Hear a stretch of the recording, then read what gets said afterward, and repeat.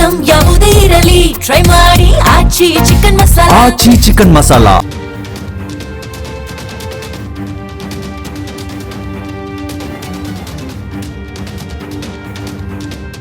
America ಮತ್ತು Iran ನಡುವಿನ ಸಂಘರ್ಷ ಮತ್ತೊಮ್ಮೆ ಅಪಾಯಕಾರಿ ಹಂತಕ್ಕೆ ತಲುಪಿದೆ.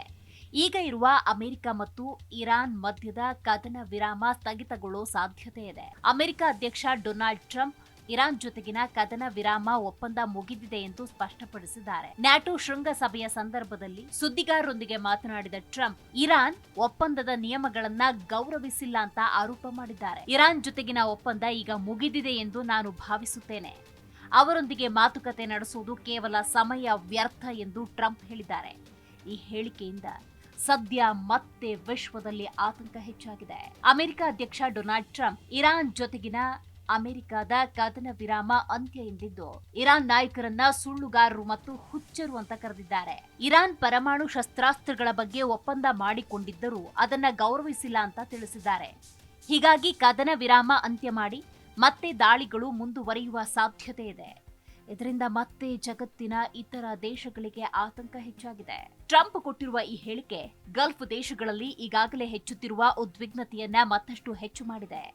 ಇರಾನ್ ತನ್ನ ಹಾರ್ಮುಜ್ ಪ್ರಾಂತ್ಯ ಮತ್ತು ಮಹ್ಶರ್ ಬಂದರಿನ ಮೇಲೆ ಅಮೆರಿಕ ನಡೆಸಿದ ದಾಳಿಗೆ ಪ್ರತೀಕಾರವಾಗಿ 85 ಅಮೆರಿಕದ ಸೈನಿಕ ನೆಲೆಗಳನ್ನ ಗುರಿಯಾಗಿಸಿಕೊಂಡಿರುವುದಾಗಿ ಹೇಳಿಕೊಂಡಿದೆ. ಇರಾನಿನ ಈ ಬೆದರಿಕೆಯ ನಂತರ ಬಹ್ರೇನ್ ಮತ್ತು ಕುವೈತ್ನಲ್ಲಿ ವಾಯು ದಾಳಿ ಎಚ್ಚರಿಕೆಯ ಸೈರನ್ಗಳು ಮೊಳಗಿವೆ. ಎರಡೂ ದೇಶಗಳಲ್ಲಿ ಭದ್ರತಾ ವ್ಯವಸ್ಥೆಗಳನ್ನ ಸಕ್ರಿಯಗೊಳಿಸಲಾಗಿದೆ. ಗಲ್ಫ್ ಪ್ರದೇಶವನ್ನ ಹೈ ಅಲರ್ಟ್ನಲ್ಲಿ ಇರಿಸಲಾಗಿದೆ. ಇತ್ತೀಚೆಗೆ ಅಮೆರಿಕ ಮತ್ತು ಇರಾನ್ ಪರಮಾಣು ಕಾರ್ಯಕ್ರಮ ಸೇರಿದಂತಹ ವಿವಾದಗಳ ಬಗ್ಗೆ ಮಾತುಕತೆ ನಡೆಸುವುದಕ್ಕೆ ತಾತ್ಕಾಲಿಕ ಒಪ್ಪಂದಕ್ಕೆ ಬಂದಿದ್ವು. ಆದರೆ ಟ್ರಂಪ್ ಅವರ ಇತ್ತೀಚಿನ ಹೇಳಿಕೆ ಈ ಒಪ್ಪಂದವನ್ನ ಅಮೆರಿಕ ಕೊನೆಗೊಳಿಸಿದೆ ಅಂತ ಸ್ಪಷ್ಟಪಡಿಸುತ್ತೆ. ಟ್ರಂಪ್ ನಮಗೆ ಒಂದು ಒಪ್ಪಂದ ಇತ್ತು, ಎಲ್ಲರೂ ಅದನ್ನ ಒಪ್ಪಿಕೊಂಡ್ರು, ಆದರೆ ಇರಾನ್ ಅದನ್ನ ಉಲ್ಲಂಘಿಸಿದೆ ಅಂತ ಆರೋಪ ಮಾಡಿದ್ದಾರೆ. ಹಾಗಾದ್ರೆ ವಿಶ್ಲೇಷಕರ ಅಭಿಪ್ರಾಯ ಏನು ನೋಡೋದಾದ್ರೆ ಪಶ್ಚಿಮ ಏಷ್ಯಾದ ಪರಿಸ್ಥಿತಿಯನ್ನ ಮತ್ತಷ್ಟು ಇದು ಉಲ್ಬಣ ಮಾಡಬಹುದು ಅಂತ ವಿಶ್ಲೇಷಕರು ಹೇಳ್ತಿದ್ದಾರೆ. ಈಗಾಗಲೇ ಕ್ಷಿಪಣಿ ದಾಳಿಗಳು, ಡ್ರೋನ್ ದಾಳಿಗಳು, ಕಡಲ ಭದ್ರತೆಗೆ ಸಂಬಂಧಪಟ್ಟ ಉದ್ವಿಗ್ನತೆ ಹೆಚ್ಚಾಗಿದೆ. ಎರಡು ದೇಶಗಳ ನಡುವೆ ಮಿಲಿಟರಿ ಕ್ರಮಗಳು ಹೆಚ್ಚಾದ್ರೆ ಜಾಗತಿಕ ಇಂಧನ ಪೂರೈಕೆ ಮತ್ತು ಅಂತಾರಾಷ್ಟ್ರೀಯ ವ್ಯಾಪಾರಕ್ಕೆ ದೊಡ್ಡ ಹೊಡೆತ ನೀಡಬಹುದು. ಗಲ್ಫ್ ಪ್ರದೇಶ ವಿಶ್ವದ ಪ್ರಮುಖ ತೈಲ ಪೂರೈಕೆ ಕೇಂದ್ರವಾಗಿದೆ. ಇಲ್ಲಿ ಸಂಘರ್ಷ ಹೆಚ್ಚಾದರೆ ತೈಲ ಬೆಲೆಗಳು ಏರಿಕೆಯಾಗಿ ವಿಶ್ವ ಆರ್ಥಿಕತೆಯ ಮೇಲೆ ಪರಿಣಾಮ ಬೀರಬಹುದು. ಟ್ರಂಪ್ ಈ ಘೋಷಣೆಯು ಅಮೆರಿಕ ಇರಾನ್ ನಡುವೆ ಯುದ್ಧ ಮತ್ತೆ ಹೆಚ್ಚಾಗುವ ಲಕ್ಷಣಗಳನ್ನು ಗೋಚರಿಸುತ್ತೆ. ಎರಡು ದೇಶಗಳ ನಡುವೆ ಮಿಲಿಟರಿ ಮುಖಾಮುಖಿ ಹೆಚ್ಚಾದರೆ ಅದು ದೊಡ್ಡ ಯುದ್ಧಕ್ಕೆ ಕಾರಣವಾಗಬಹುದು ಅನ್ನೋ ಆತಂಕ ಹೆಚ್ಚಿದೆ. ಪ್ರಸ್ತುತ ಜಗತ್ತು ಎರಡು ದೇಶಗಳ ನಡುವಿನ ಮುಂದಿನ ಕ್ರಮಗಳತ್ತ ಕಣ್ಣು ಹಾಕಿದೆ. ರಾಜತಾಂತ್ರಿಕ ಪ್ರಯತ್ನಗಳು ಮುಂದುವರಿಯುತ್ತವೆಯೇ ಅಥವಾ ಪಶ್ಚಿಮ ಏಷ್ಯಾ ಮತ್ತೊಮ್ಮೆ ಯುದ್ಧದ ಅಂಚಿಗೆ ತಲುಪುತ್ತೋ ಅನ್ನೋದು ಸದ್ಯದ ಪ್ರಶ್ನೆ. ಈ ಸಂಘರ್ಷದ ಪರಿಣಾಮಗಳು ಭಾರತ ಸೇರಿದಂತಹ ಅನೇಕ ದೇಶಗಳ ಆರ್ಥಿಕತೆ ಮತ್ತು ಇಂಧನ ಬೆಲೆಗಳ ಮೇಲೆ ಪ್ರಭಾವ ಬೀರುವ ಸಾಧ್ಯತೆ ದಟ್ಟವಾಗಿದೆ.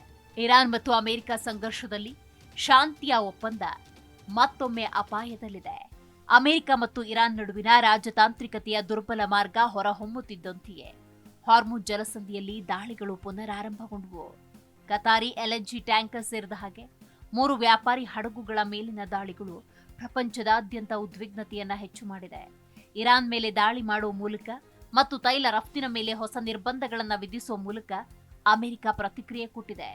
ಹೀಗಿರುವಾಗ ತಿಂಗಳುಗಳಿಂದ ಕಷ್ಟಪಟ್ಟು ಗಳಿಸಿದ ಶಾಂತಿ ಪ್ರಯತ್ನಗಳು ವಿಫಲವಾಗ್ತಿದೆಯೇ? ಹಾಗಾದರೆ ಹಾರ್ಮುಜ್ನಲ್ಲಿ ಏನಾಯಿತು? ಬ್ರಿಟಿಷ್ ಕಡಲ ಭದ್ರತಾ ಸಂಸ್ಥೆಗಳ ಪ್ರಕಾರ ಹಾರ್ಮುಜ್ ಜಲಸಂಧಿಯನ್ನ ಸಾಗಿಸ್ತಾ ಇದ್ದ 3 ವ್ಯಾಪಾರಿ ಹಡಗುಗಳ ಮೇಲೆ ದಾಳಿ ಮಾಡಲಾಯಿತು.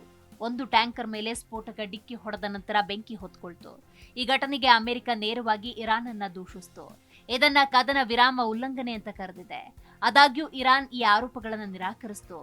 ಒಪ್ಪಂದವನ್ನ ಉಲ್ಲಂಘಿಸಿದ ಮೊದಲ ವ್ಯಕ್ತಿ ಅಮೆರಿಕ ಅಂತ ಹೇಳಿಕೊಂಡಿದೆ.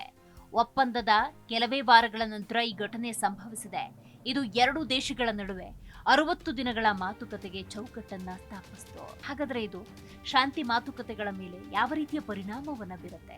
ಈ ದಾಳಿಗಳು ಎರಡೂ ಕಡೆಯ ನಡುವಿನ ವಿಶ್ವಾಸ ವೃದ್ಧಿ ಪ್ರಕ್ರಿಯೆಗೆ ಗಂಭೀರ ಹೊಡೆತ ನೀಡುತ್ತೆ. ಪ್ರಸ್ತುತ ಮಾತುಕತೆಗಳು ಇರಾನ್ನ ಪರಮಾಣು ಕಾರ್ಯಕ್ರಮ, ನಿರ್ಬಂಧಗಳು, ಪ್ರಾದೇಶಿಕ ಭದ್ರತೆಯ ಮೇಲೆ ಕೇಂದ್ರೀಕರಿಸಿದ್ದು ಈಗ ಎರಡೂ ದೇಶಗಳು ಒಪ್ಪಂದವನ್ನ ಮುರಿದಿವೆ ಎಂದು ಪರಸ್ಪರ ಆರೋಪ ಮಾಡುತ್ತಿವೆ. ವ್ಯಾಪಾರಿ ಹಡಗುಗಳ ಮೇಲಿನ ದಾಳಿಗಳು ಕೆಂಪು ರೇಖೆಯ ದಾಟುವಿಕೆ ಎಂದು ಅಮೆರಿಕ ಹೇಳಿಕೊಂಡಿದೆ. ಈ ಮಧ್ಯೆ ಅಮೆರಿಕದ ಹೊಸ ದಾಳಿಗಳು ಮತ್ತು ತೈಲ ರಫ್ತಿನ ಮೇಲಿನ ನಿರ್ಬಂಧಗಳು ಒಪ್ಪಂದವನ್ನ ಉಲ್ಲಂಘಿಸುತ್ತವೆ ಅಂತ ಇರಾನ್ ಹೇಳಿಕೊಂಡಿದೆ. ಸಮುದ್ರದಲ್ಲಿ ಹೆಚ್ಚು ಹಿಂಸಾಚಾರ ನಡೆದಷ್ಟು ಮಾತುಕತೆಯ ಮೇಜಿನ ಬಳಿ ಎರಡೂ ದೇಶಗಳು ರಿಯಾಯಿತಿಗಳನ್ನು ನೀಡುವುದು ಹೆಚ್ಚು ಕಷ್ಟಕರವಾಗುತ್ತೆ ಅನ್ನುವುದು ವಿಶ್ಲೇಷಕರ ಅಭಿಪ್ರಾಯ. ಈ ಮಧ್ಯೆ ಇರಾನ್ ಬಹ್ರೈನ್ ಮತ್ತು ಕತಾರ್ನಲ್ಲಿರುವ ಅಮೆರಿಕದ ನೆಲೆಗಳ ಮೇಲೆ ದಾಳಿ ನಡೆಸ್ತಾ ಇದೆ. ಇದು ಇರಾನ್ನಲ್ಲಿ ತನ್ನ ಹೂಡಿಕೆ ಪ್ರಯತ್ನಗಳಿಗೆ ಅಪಾಯವನ್ನುಂಟು ಮಾಡಬಹುದು. ಹಾಗಾದರೆ ಎಲ್ಲಾ ಬೆಳವಣಿಗೆಗಳ ನಡುವೆ ಭಾರತ ಏನ್ ಮಾಡುತ್ತಿದೆ? ಈ ಎಲ್ಲಾ ಬೆಳವಣಿಗೆಗಳ ನಡುವೆ ಭಾರತ ಪರಿಸ್ಥಿತಿಯನ್ನ ಸೂಕ್ಷ್ಮವಾಗಿ ಗಮನಿಸ್ತಾ ಇದೆ. ಭಾರತವು ತನ್ನ ಕಚ್ಚಾ ತೈಲದ ಸುಮಾರು 40% ಹಾರ್ಮುಜ್ ಜಲಸಂಧಿಯ ಮೂಲಕ ಬರುವ ಗಲ್ಫ್ ರಾಷ್ಟ್ರಗಳಿಂದ ಪಡೆಯುತ್ತೆ. ಪರಿಸ್ಥಿತಿ ಹದಗೆಟ್ರೆ ಮತ್ತೊಮ್ಮೆ ತೈಲ ಮತ್ತು ಅನಿಲ ಕೊರತೆ ಉಂಟಾಗಬಹುದು. ಇದಲ್ಲದೆ ಲಕ್ಷಾಂತರ ಭಾರತೀಯರು ಇಲ್ಲಿ ಕೆಲಸ ಮಾಡ್ತಾರೆ. ಸಂಚಾರಕ್ಕೆ ಅಡ್ಡಿ ಉಂಟಾದ್ರೆ ಸರಕು ಸಾಗಣೆ ವೆಚ್ಚಗಳು, ವಿಮಾ ವೆಚ್ಚಗಳು, ತೈಲ ಬೆಲೆಗಳು ಹೆಚ್ಚಾಗುತ್ತೆ. ಇದು ಪೆಟ್ರೋಲ್ ಮತ್ತು ಡೀಸೆಲ್ ಬೆಲೆಗಳು ಮತ್ತು ಭಾರತದಲ್ಲಿ ಹಣದುಬ್ಬರದ ಮೇಲೆ ಪರಿಣಾಮವನ್ನು ಬೀರಬಹುದು.